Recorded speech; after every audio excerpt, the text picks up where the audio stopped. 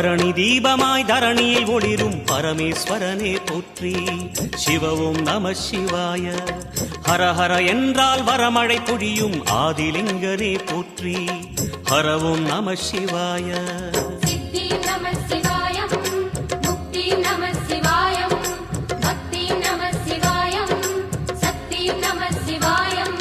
கார்த்திகை திருநாள் உற்சவம் காணும் தீபச்சுடரே போற்றி. சிவவும் நம சிவாய. தீர்த்தம் யாவிலும் நீராடிடுவாய் அருணாச்சலனே போற்றி. ஹரவும் நம சிவாய.